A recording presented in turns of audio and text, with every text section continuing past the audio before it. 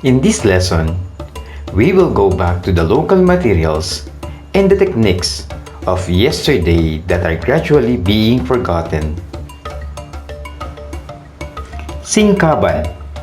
Based on the book Sandagan 2016, singkaban is a type of Filipino art of shaving bamboo for home decors and bamboo arcs for weddings, mass gatherings, fiesta, and as welcome signage of a town, city, or village in a country. It is broadly utilized as enrichment amid town celebrations in Bulacan. Experienced workers who strive to shape bamboo, layering to make cross, and sensitive twirls to reach the unique art in this field. Perhaps it is an art form ensuring that art is acknowledged and it's open to everybody within the community and their visitors. Puni. According to Flores 2018, Puni is a traditional art of leaf folding. It is an ancient art of weaving that uses elongated leaves. It starts with preparing the leaf, folding the leaf, tightening the package, and trimming the garnish. It is one of the recognized crafts in the weaving industry.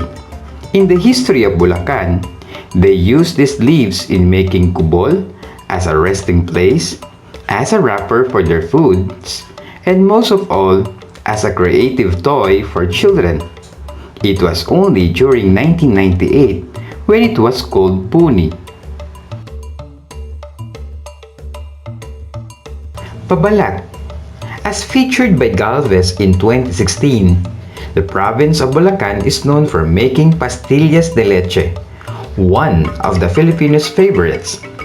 Due to the unique mindset and creativity of the Filipinos, they had a unique approach to making pastillas. In the town of San Miguel, the unique production of paper used to wrap pastillas first emerged. This art was soon transferred to the town of Malolos, Bulacan.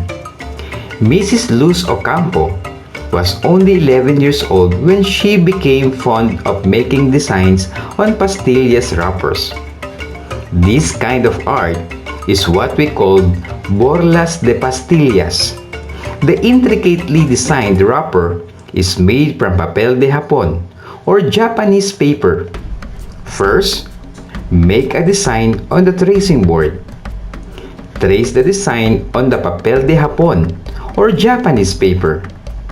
The real challenge comes with cutting the paper where the design is traced.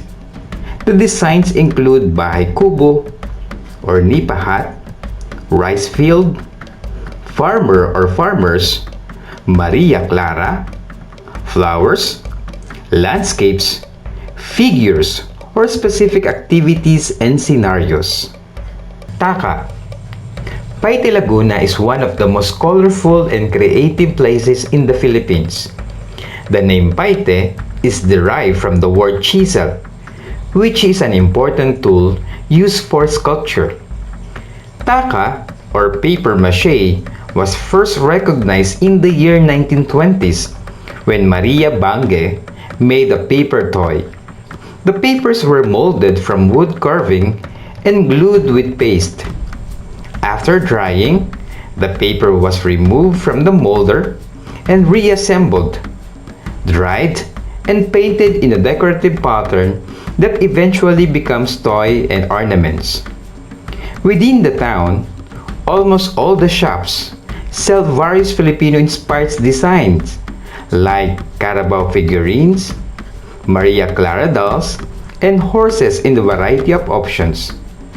Some new designs are cherubins, toy soldiers, giraffes, rabbits, and a variety of fruits, all in different colors and sizes.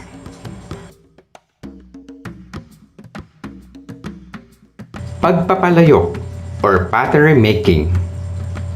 Kare-kare, paksiw, sinigang are only some of the Filipino dishes we love to feast on. Of course, they are only more appetizing served hot off the fire in a clay pot. Our use of clay pots is one of the things that highlight the Filipino trademark of our dishes. Despite many changes, the people of Pasig still preserve one of the oldest, most important art forms of the city, the pottery making. The first step is passing the clay through the mill. Then, they shape it in a mold made from plaster of Paris. Next, they put the clay on the potter's wheel. After it's done on the wheel, it will be buffed and smoothen the pot. Drying takes 1 or 2 days depending on the climate. When it rains, the pot can take 1 week to dry. When it's sunny, it can take only 1 day.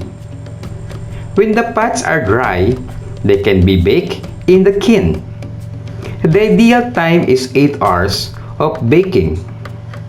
In baking, if your heat is too suddenly, the pots break, so you have to heat it slowly.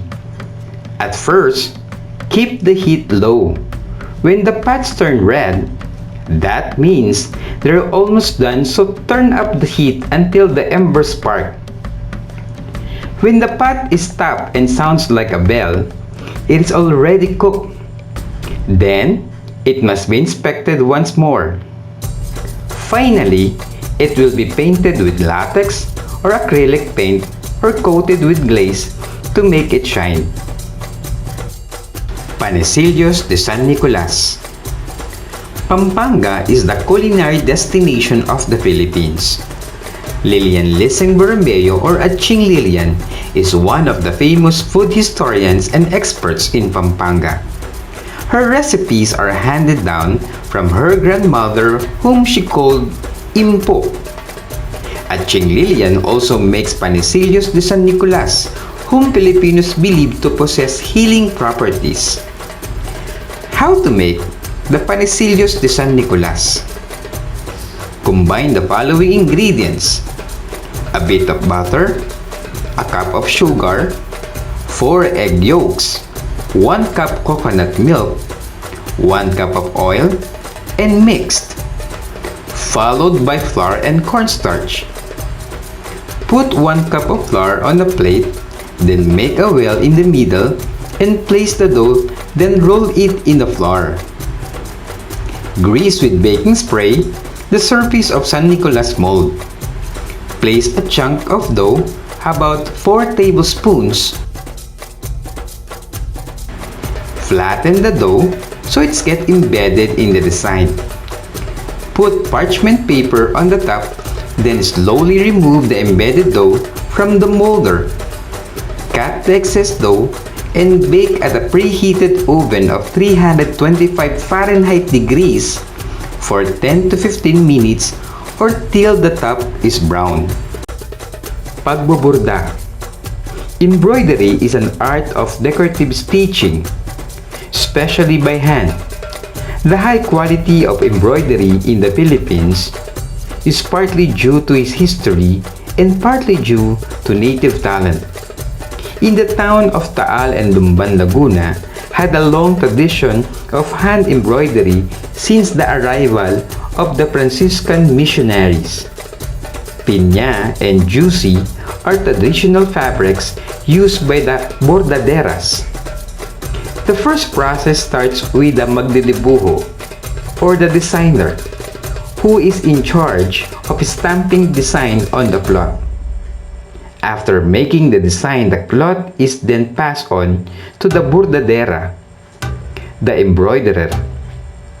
It whom embroiders the cloth, which the designer has stamped.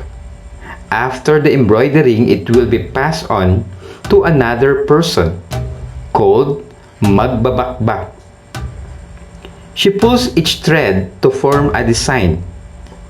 After that, another person will do the next process, which is pagkakalado or kalado. It is done to avoid the cloth from being frayed. In kalado, you will lock the threads from which you have pulled from the cloth. Before, you have to make sure You look at each thread. Calado is a very tedious process. The Philippines is blessed with abundance of raw materials that over time are gradually being depleted. And with modern technologies, many are simply missing the traditional techniques of the past.